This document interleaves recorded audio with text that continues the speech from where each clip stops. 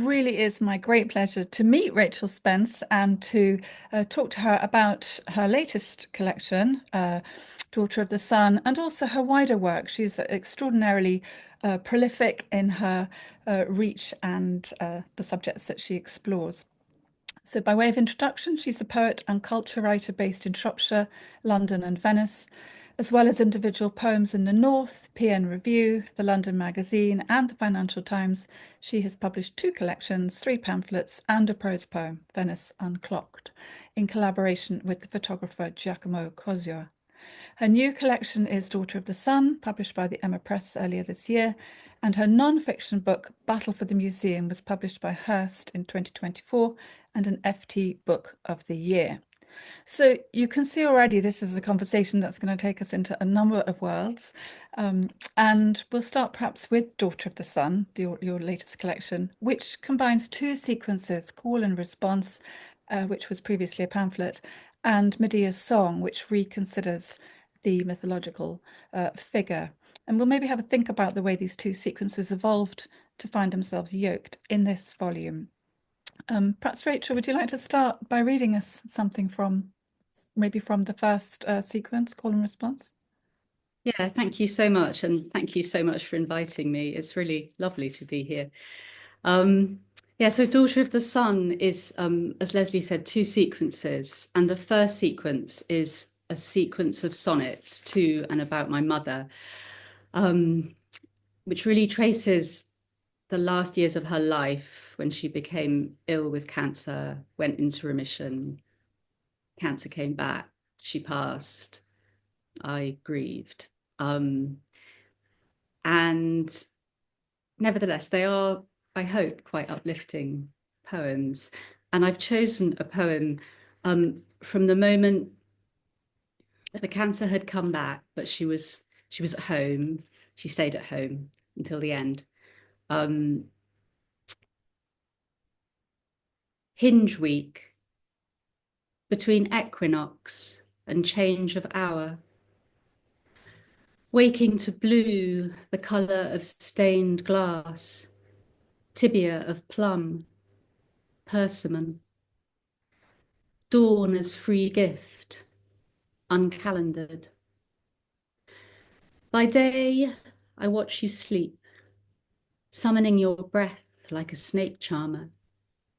The terrier curled on your chest like a conch, her tiny body rising and falling with the ridge and furrow of your rib cage. On the edge of a black hole, time stands still, but the hands of the clock in the Jewish quarter go to left from right, and we too choose to live slowly backwards, not borrowed time, but earned. Well, thank you. I love those descriptions in the early part of that poem, the colours, and it sort of made me think really of your work as an art critic as well, that you're obviously very visually interested in colour and delineation of things. I was wondering about how these poems kind of evolved because they map quite a long period of time, don't they? But you've also spoken elsewhere about how um, they are somehow in relation to the second sequence, the Medea sequence, and the myth of Medea. Is the sonnet sequence informed by this myth at all, do you think? That's a really good question, actually. And everybody normally asks it the other way around. What was Medea informed by the sonnets? Also, because it's the second part of the book, Medea. Were Mm. the sonnets informed by Medea? So no, in that the sonnets, I was really surprised to find myself writing those sonnets. I didn't intend to write poems about my mother or sonnets at all. And I was working on the first seeds of the figure who was going to become Medea. I think when the first sonnets came to me in about 2017, and the sonnets about my mum kind of derailed me because it was a voice I hadn't used before, found, and it was a way of writing that I didn't recognize. But I kind of felt I had to stay with it because I could feel like it just felt quite urgent. And And the only thing I would say is that the sequence of sonnets in Daughter of the Sun, the first, I think 13 were published in Call and Response, which was a pamphlet Emma Press published in 2020, when my mum was actually in remission. Um, and and then and the next, I think there are about 14 in the next sequence, were written between 2020 and 2022, really. She died in 2021. By which time I was working on Medea. And one of the things that really informs the Medea poem is the notion of quantum time and space as something that behave in a very non-classical, non-linear, non-linguistic fashion. Actually, they kind of defy language in a way, trying to describe what happens at that level. And that notion of quantum time and the way time kind of somersaults and stops and goes backwards to go forwards, and that started to inform the second sonnets, because of course when someone you love is dying, all you want to do is stop time. So that notion of on the edge of a black hole, time stands still. I wouldn't have understood that at the beginning of the call and response sonnets as a quantum notion, but as I became more, not that I'm remotely, I hope there aren't any quantum physicists in the audience. That's always my fear. So I always say straight away, I'm a poet. I kind of steal metaphor. I steal idea. I don't pretend to understand any of the real kind of proper theory. But this notion of, on the edge of a black hole, time stands still. I was like, yes, that's what we want to happen. And so if you read the second sequence of sonnets about, I was swimming in the river. I was, grieving for my mother. And there was this sense of wanting time to just stop and pause. And also there was something about swimming in a river, which is very cold and you're very kind of immersed in nature. And it feels quite dangerous. I mean, it can be quite dangerous. You're quite out of your element in a way. That also felt as if I was very close to this threshold of this sort of temporal, spatial threshold. So in that sense, I think they do talk to each other. And some of the language from the sonnets, like hinge, I think there's a point in the Medea poem where I talk about unhinging time, kind of, it started to slip from one to another. Yeah, because I think as well that sense around death that we know is that it also gives us such a different experience of time, doesn't it? And time becomes a very different quantity.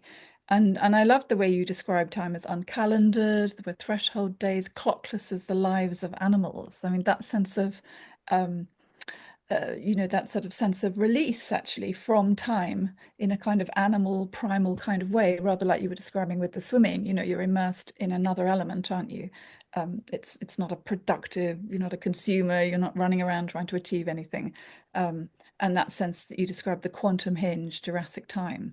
And I like the way that you brought in the landscape into that sense of Shropshire and the landscape where you were, based at that time. And did that sort of, was being in out of the city or in that more rural environment, was that also part of that sense of the different rhythms of different times? Or Absolutely. I mean, that whole period when my mum was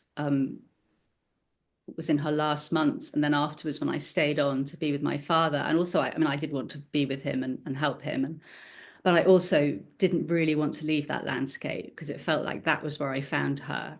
And the river, I mean, anyone who swims in a river will know it's a very extraordinary experience, because it's not like swimming in a pool or even in the sea. I feel anyway, I don't know if other people do, I feel like I'm entering an element which is kind of permitting me to enter, but quite warily, like, be careful, this is not your element. This is where the otters live, and I don't know, the speedwell lives, and the fish. Um, and, and so I think there was something about the river and the nature around it. And in a way, time slowed in the river because it's very cold if you're not used to it. Even when you are used to it, it's cold. So you can maybe only be in for a minute, 2 minutes, 5 minutes, but it feels like much longer because your whole body is completely alive and kind of tingling. And you also know that you have to like stay on that edge, because if you stay in too long, even if you feel fine, you do risk kind of getting hypothermia. Mm. So it's a different sense of time. I mean, I practice a lot of yoga, and I thought nothing would ever give me that sense of time slowing the way, because I feel that in yoga as well. Mm. And then I started river swimming, and it's different, but it's also similar. And you breathe. When you're swimming in the river, you have to breathe, which you also breathe. Yoga is based on breath. Um, and I think it's very hard to be in a hurry when you're deep breathing. you know, Yes, I mean, I wondered if that part of the language where you've got all this sort of linguistic patterning in both the poems, in both the sequences, where you use that un prefix to kind of unloose, as it were, yourself or the narrator from time, from the past, from the present. What's the sort of conditions of the present? In Call and Response, we've got bodies untamed, unshamed, a poet untrellised, days unleavened, unsounded, unravelled, unwatered, unplumbed, unbreached. And this sort of it sort of amplifies, doesn't it, as you accumulate these patterns. Was that a patterning that you've kind of had in you for a long time? Because it comes out a lot, doesn't it, in both the sequences as a kind of way of expressing something, rather than finding a word which might replace unwatered. I don't know what the kind of equivalent would be, the word for unwatered, but obviously the rhythmic patterning and the meaning of it is very integral, isn't it, to the way you're expressing the experience. yeah, I mean, the unwords, they're still coming in what I'm writing now. I can't let go of them. I've stopped trying. They'll stop when they're ready to stop. Um, I mean, I was, so this is more Medea really than I mean, this I think is where Medea started to feed into those, because most of those unwords are in the second sequence of sonnets, by which time Medea was being written or almost finished, I think. Um, so the Medea poem, where I think I say quite early on, she was unseen, unheard, she is an untelling. And one of the things I was kind of pursuing when I wrote Medea was this sort of notion I was starting to have of what it meant to not be, to not be seen, to not be heard, to not be visible. And it was coming, I think, from lots of different kind of places. But I remember thinking this is quite risky, because as women, quite rightly, we're always, encouraging ourselves and each other to be seen and heard and speak and have a voice and have a platform. And we do need all those things. Um, but I was also becoming conscious that some of the artists and the poets who I really loved and admired were women who in some way had gone into some kind of retreat. So a lot of them had only become well known for their work at the end of their lives or after they died. And they had worked in a kind of seclusion. So there's a South Asian artist called Nasreen Mohammadi, who's an abstract artist who was born in Karachi. She died in 1990, and she worked on tiny abstract black and white drawings, which I think she's one of the greatest artists ever anywhere, and so do lots of other people. Although when I first saw her, she was very unknown in the West. Um, but and Nasreen was a big influence on me, although of course I never met her. But I read a lot about her life, and she had sort of taught at the University of Baroda in India. She taught fine art, and she was very well known in the South Asian kind of art world. But she had almost sort of willfully chosen to remain outside any kind of circuit.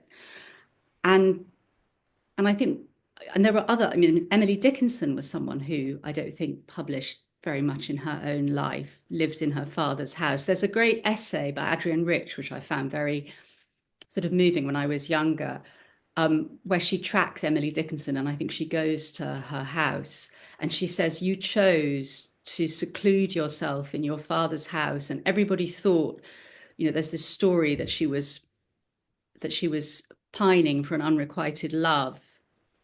I don't know a huge amount about Emily Dickinson. I love her work, but I'm not an Emily Dickinson kind of person. But I love this idea. Adrian Rich said, she said, "I don't think you did that. I think you chose to seclude yourself behind your father so you could get on with writing your poems. And your great love was your poetic muse." And I don't know if that was true or not. I don't really mind. It was kind of like, Adrienne Rich, who was a great, obviously radical feminist poet, but it was kind of like she was giving herself or taking permission from Dickinson to to live the life she wanted to live. And I kind of remember reading that essay as a very young woman, thinking that feels freeing. That, And whether or not that was true, I don't think it really matters. It's yeah, like you that's could, quiet agency rather than yeah, loud agency. Because I noticed in an earlier version of Medea's song in the PN Review that was published in 2018, it's titled as being After St. Augustine and Emily Dickinson. And I yeah. was curious about that triangulation of Medea, St. Augustine, and Emily Dickinson. But now coming, is it about seclusion? Is that St. Augustine in his cell, or is it some kind of gnomic connection or mythological? Well, I'm going to look actually because I've got that. So that version of Medea's song is not in the Medea song that came Oh, out in Daughter of the yeah. Sun. I slightly wish I'd put it in, Mm. um, because it was the seed of Medea's song. Yeah, that's what I was And curious about because I sort of stumbled across it, and I thought, oh, how did Medea, St. Augustine, and Emily Dickinson land on the same page? well, I'm reading that poem now. I've got Bird of Sorrow here. And so the St. Augustine line was simply one line, which is some idea of happiness. So the Mm, poem begins, "She remembers islands, grids that refuse language, some idea of happiness." mm, And that some idea of happiness was from St. Augustine's Confessions. And I read it and thought, it kind of jumped out at me because it was a different language from the language he was using in much of the rest of the Confessions. It was very immediate. It felt very contemporary. Like mm. if you say some idea of happiness, we all kind of like, oh yes, It's quite we all modern. know, yeah, sort of, It does. the Yeah. difficulty of some idea of happiness. So that was the St. Augustine. And then um, the Emily Dickinson was, so the poem ends, "Do not trespass, do not step on the cracks. Soon she will reach the blue peninsula. Her chicks will levitate." And the Blue Peninsula is from a line of Emily Dickinson's, which Uh, I thought was so beautiful. mm, I had to steal mm. it. Blue is a strong element, isn't it? In the sonnet sequence, blue is a very strong element that comes through in those sonnets. Yes. Color generally. I wondered if you'd like to read us a second poem. Um, yeah, I'll read one of the Medea poems.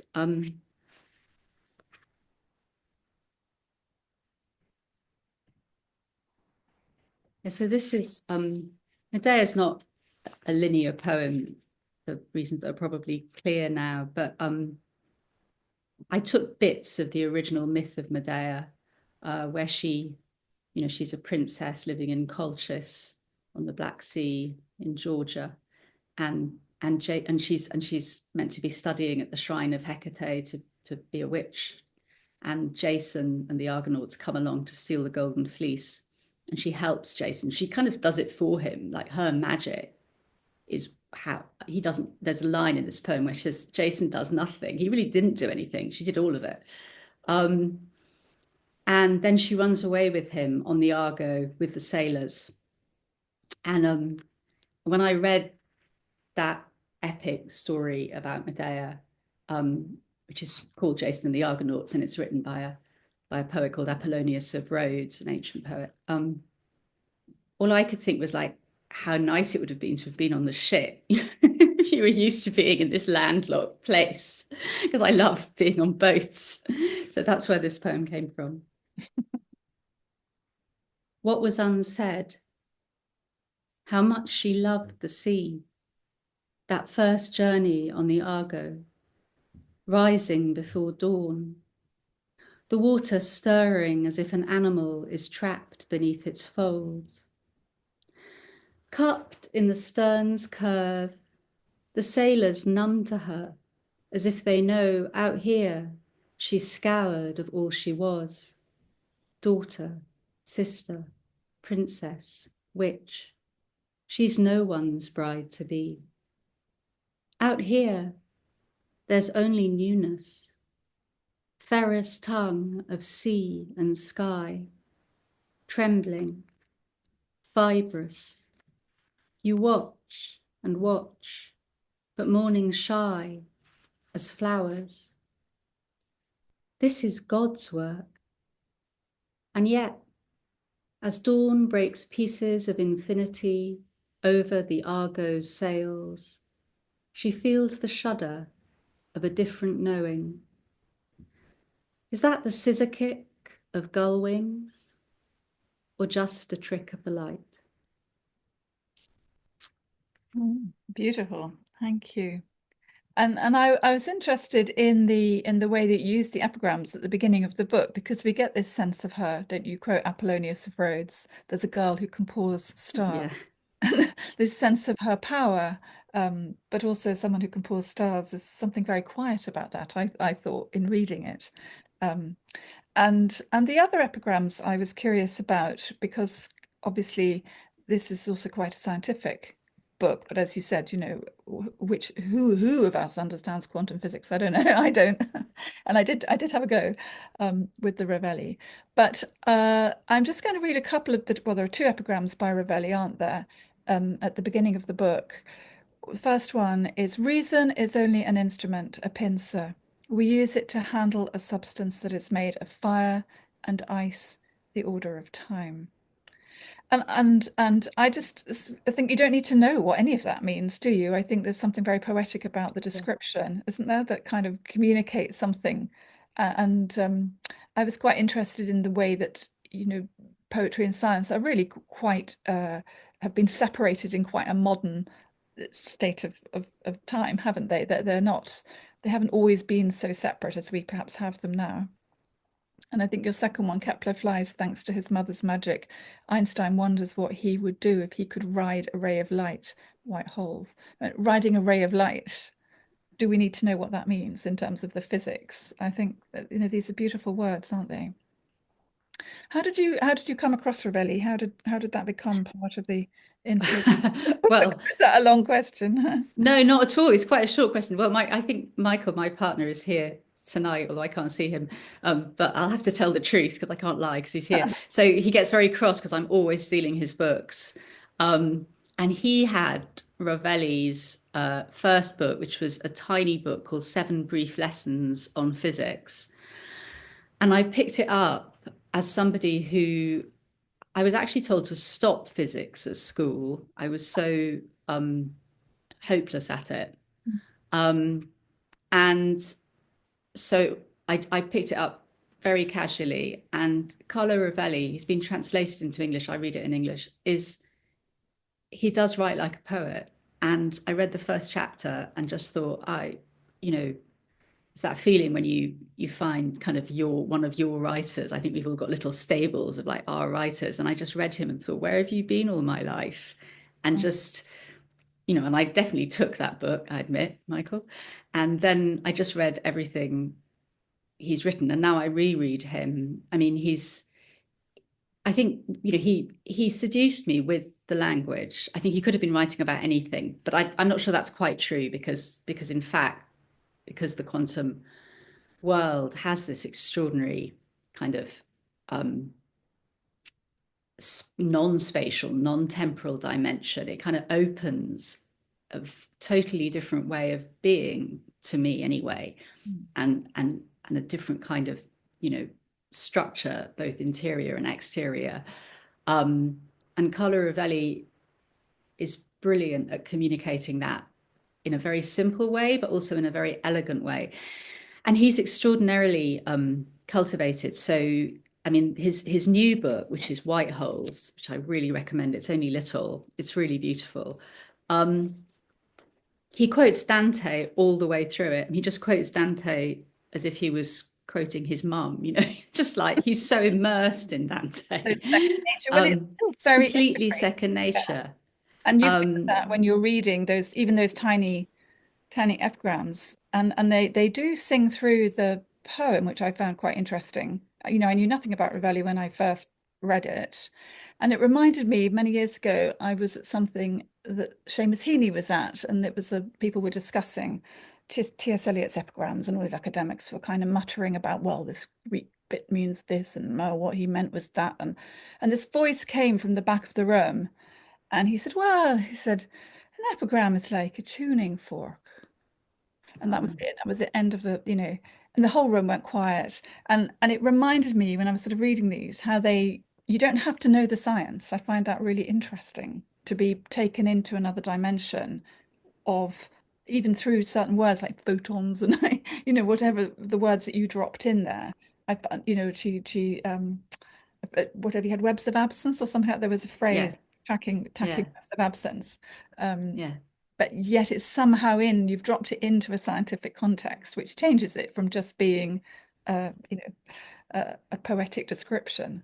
I found that an interesting effect. Yeah, no, I think Ravelli, that the writers I love are writers that kind of give me permission to take risks, I suppose, and be brave and because that's what they do.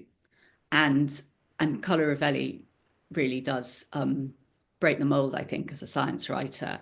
And in his last book, he actually, in White Holes, he says, which I thought was wonderfully kind of honest, he says, he says, normally the people who love my books are either complete non-scientists, like me, obviously, or they're such sophisticated scientists, they can understand how valuable what he does is in communicating and making this world beautiful.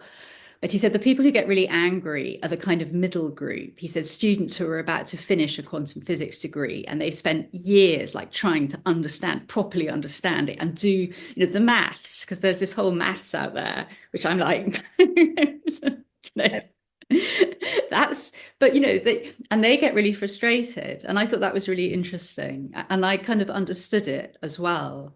Um, that you have to at least acknowledge your sort of essential ignorance, I think. But also, Yeah. um, as I say, I feel like if he can quote Dante, I can quote him. That's the thing, isn't it? I think it's interesting that it made me think, gosh, do I need to read Ravelli or should I? Not should I, but do you know what I mean? I could engage with this and I really don't understand quantum physics. And gosh, what if I did? What if I got interested in quantum physics? I like the way that it opens up that possibility that you're invited to consider another world, um, and to step into it, even if it's only a tiny step. It's a change. It's a sort of slight shift of dimension, isn't it? Um, which kind of brings me to your other work really as a journalist, because I think at one point in your wonderful book, I absolutely loved Battle for the Museum. I think it kind of explained something to me or articulated something for me, which I had felt in all sorts of different ways, and it's incredibly um, tightly articulated, with statistics and figures and the arguments are very clear. But what I really liked about it was the way you moved between this sense of how to manage the cynical and the magical. I think that's a phrase that you referred to, how to move in a world which is so Rachel also is a journalist, and I should have explained perhaps that Battle for the Museum is a book which explores the way in which art, sort of a crisis in the arts really, of funding and maybe freedom of expression, the enormous amount of money that washes behind the surface. Would that be an accurate description of sort of Yeah, where you've absolutely. been into? And And yeah, absolutely. so I was interested in how you can move between these two worlds, which are very distinct. I mean, that really is a world of very dark money, isn't it? That's being laundered in many cases. I don't think the world of poetry is ever going to be a refuge for dark money. Well, Anyone wants to yeah, do dodgy arms deals behind behind a publication of a pamphlet. But there is a vast amount of money, and as you explore, the carbon crisis that's part of that art world, the transport of people, art, the funding of it, who Labour. the sponsors, labor, the total inequality of what's actually happening on the ground in the museums, people who are working in the museums on less than minimum wage sometimes.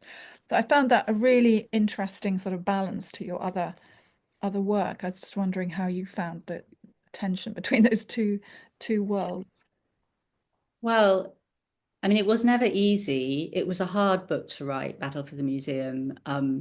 There's a line by Nietzsche where he says, the problem with fighting monsters is you spend a lot of time with monsters. And I think if I'd read that before I wrote Battle for the Museum, I might have thought, because I mean, as an arts journalist, I didn't set out to be, I set out to be in the space of magic, not cynicism. And it took a long time for me to start to question this commodification of both people and art that I was seeing in my particular art world, I have to say. So, I was working for the Financial Times, I still am. And so I was, seeing art at its most wealthy and exclusive and excluding.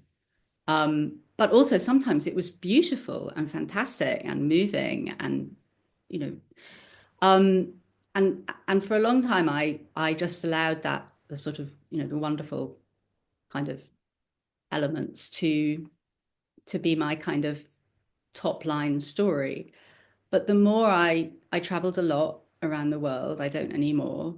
Um, and the more I saw and read about the systems of power that were buttressing this world, and the more protest there was. I mean, the art, the elite art world has been assailed by protests, by activists, by workers, from fossil fuels to Gaza, to the Sacklers, to so there were times when it felt, particularly before COVID, because COVID put everything on hold for a bit, that you know big museums were permanently under siege by very angry people from outside the museum or within the museum, but feeling very exploited within the museum.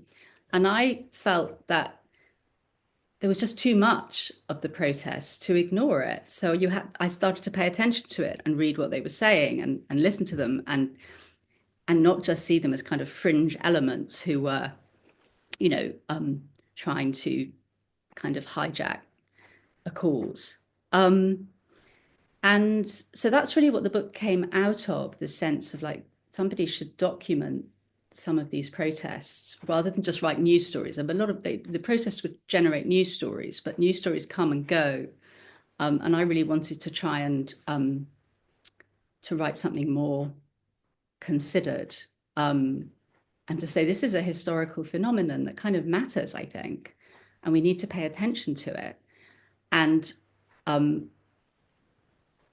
and also see that the way that the so-called public sector, the museums, are extremely embedded in the private sector. So that's, whether it's galleries or auctions or art fairs or just the money that is flowing between those two spaces in terms of the board members on the museums who are also buying the work in the art fairs or in the auction houses. And yeah, so how it spoke to my poetry was, I don't know. I think now the book is finished, and I quite often work out what I think by writing. So by the time I finished the book became in the last chapter, or the last chapter is really about Palestine. There was a huge resurge in museum in protest against Western museums and Western art institutions that were absolutely failing to speak out against the genocide in Gaza in a way that they had spoken out on behalf of Ukraine. I mean, it was absolutely clear the double standard that was happening there, and there is still a lot of protest around those issues, and anger and uh, tension. But the second last chapter is about the climate crisis Mm. and the way in which so much of the art world that I was in was always telling me that it was, if not solving the climate crisis, definitely doing its best to raise awareness of it, which was true in that many artists are making work about ecological issues. As they always have. I mean, you could say Monet or any landscape artist is making a cry for for our natural world. But many artists are really very committed to ecological change. But the systems in which many of them were embedded were absolutely not committed to it. I got asked to fly to Mexico for a night to interview an artist. And that was in 2019 when everyone knew that, by 2018, I think there was the really important report which made it clear that, we are in a very, very bad state. So Yeah, I that mean, I think nobody even questioned it. When I said I think that's too far, I think that's not carbon wise, that's problematic. People were surprised. That was how late that conversation was happening. Um, so yeah, so what the book became, so that second last chapter is really a manifesto for economic degrowth, which I yeah, have and that really comes become somebody who across. embraces. Yeah, no, it really comes Um, across, and I think that you had the precision of your statistics, and even the fact that you said Planet Art, which is your name for the sort of the functioning art world, isn't it? The sort of consuming business art world would need to plant 22 million hectares of forest a year, which is the equivalent of increasing the Amazon rainforest by about 3 or 4%. I mean, that's a staggering number, isn't it? That's a staggering statistic that we simply couldn't, could we, increase the size of the Amazon rainforest by 3 or 4% a year? That's not going to happen, is it? I think that one of the things that was interesting for me about writing Battle for the Museum, but I struggle to find optimism. I haven't really got an optimistic uh, sort of, what's the word, like, point of view at the moment, is that in the end, the people that I found inspiring were two economists who one's called Kate Raworth, who wrote a book called Donut. I think it's called The Donut Economy. She coined something called donut economics, and another is a economist called Jason Hickel, who wrote a book called Less is More: How Economic Degrowth Can Save the World.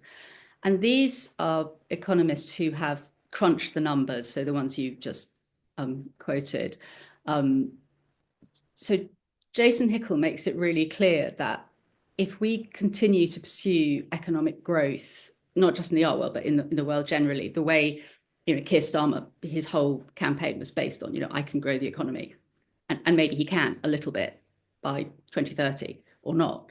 But the world can't sustain it. We're going to hit 2.5 degrees by the end of the century. I mean, there were very serious scientists saying that a couple of years ago. So I became a convert to the notion that we need, a macro change to our economic systems, which are absolutely nowhere near happening. Mm. But at least some people are considering them. Well, And yeah, I guess for me, go sorry. on, no, go on.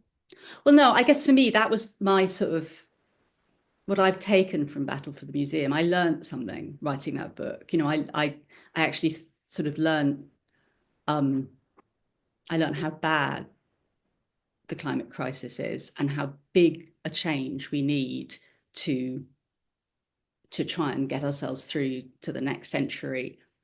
Mm. By people like Jason Hickel, who actually say, if we were to if we really want, if we think, if we pursue the renewable energy um, systems the way our leaders say we will, we need a country that is 3 times the size of India.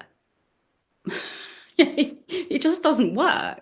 Yeah. So no one says this is going to be easy, and no one's remotely interested in, in terms of national political leadership. There has been some interest from smaller municipal leaders. Kate Raworth said the other day on a podcast. Um, but but at least some people are, have a plan that I think might work.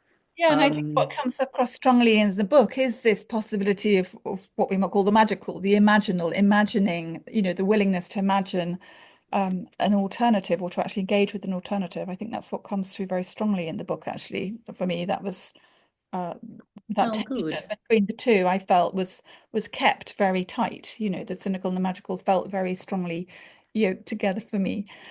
We're a little bit up against the clock here. Sorry, yeah. And no, not at all. It's really interesting. And I'm sure everyone has some questions. So, Katie, do we have any questions for Rachel in the chat? Are there any questions? There is one request, and actually, it's not coming from me, but I would like it as well. There was a mention of an epigram by Carlo Rovelli, and it was the quote about reason being a pincer. Is it possible to, I was quickly looking through to see if I could find that quotation online, but is there any possibility to give us that quotation again? Yes. Yeah, I You can want read to read it. it, Rachel? Yeah, you read it. Yeah. Um, yeah, it's reason is only an instrument, a pincer. We use it to handle a substance that is made of fire and ice. It kind of speaks to that notion of magic and cynicism. Magic lies in the fire and ice. And, I think our reason needs a bit more fire and ice. It needs a bit more magic. Yeah, I think, there Um, is that sense of one of the things that I came across when I was exploring Ravelli. He says, in nature, variables are not independent. For instance, in any magnet, the two ends have opposite polarities, knowing one amounts to the other. So we oh, can say wow. that each end has information about the other. And I thought that was a really interesting image of this yoking, this tension, which even the sonnet, is a form which yokes, doesn't it? It yokes those tensions together to resolve them in some way, or language that using of the prefix, the unhooking with a prefix to change the dimension, that change the tension, I think is a really interesting way that language can act out this tension between these two opposites.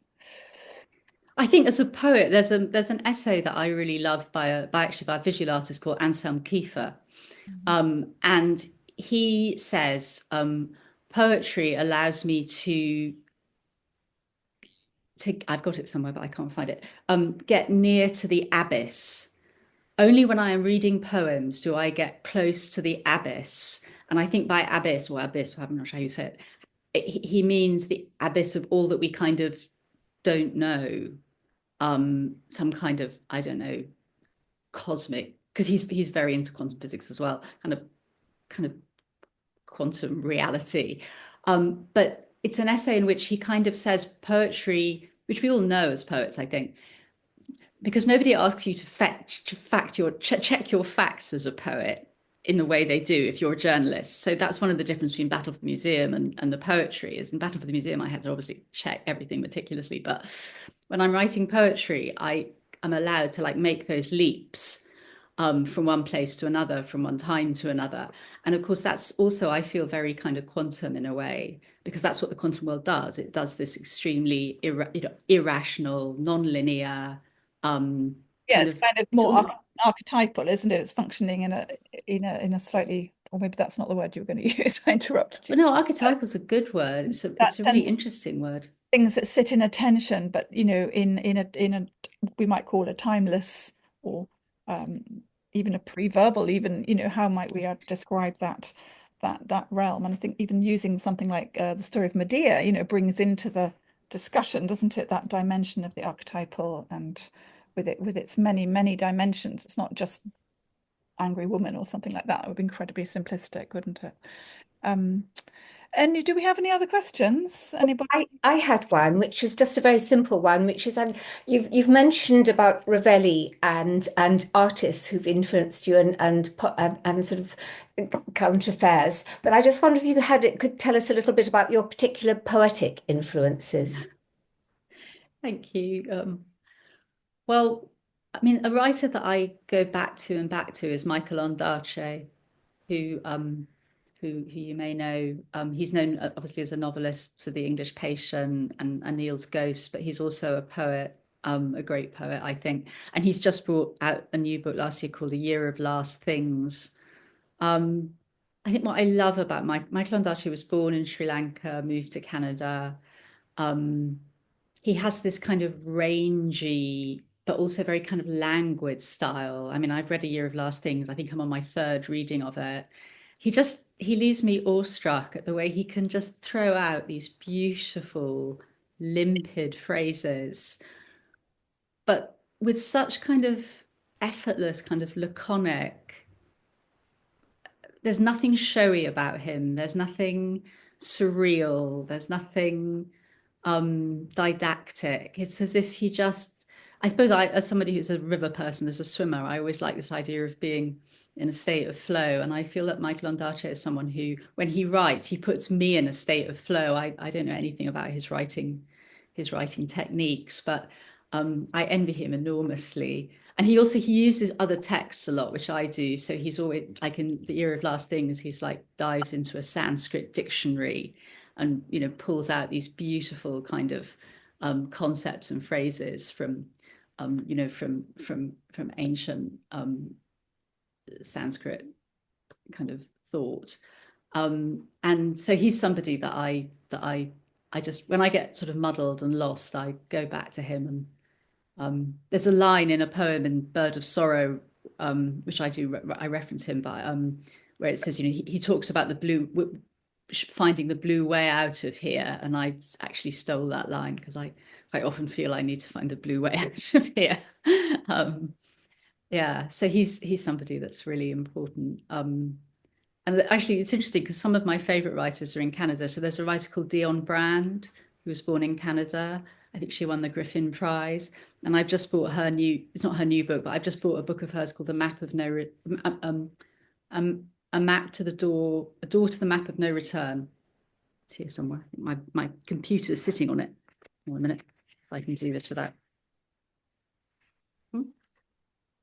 A Map to the Door of No Return.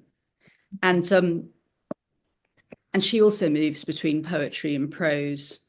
And A Map to the Door of No Return is really a sort of meditation on the Black diaspora. But she has an ability to she sort of leapfrogs with language. I think I like writers who are sometimes very quite brave and I like language which is unexpected. But there's always a risk that you will be surreal or pretentious or, I don't know, unnecessarily kind of obscure. And Dionne Brand just seems to have like an encyclopedia of words I don't know in her head. So when I read her on my Kindle, which I do sometimes when she writes prose, the great thing about a Kindle is you can press on it and find the word that you don't know. So my vocabulary just expands. I love that. But she's never surreal or pretentious, or but she just knows that language is this extraordinary resource, and she kind of makes you think, like, why do we just settle for less? So I love that. Well, with an eye on the clock, and thank you so much, Rachel. I was wondering if you had a poem that you could end on. Of course. For us. Well, I'll finish with one of the sonnets, I think.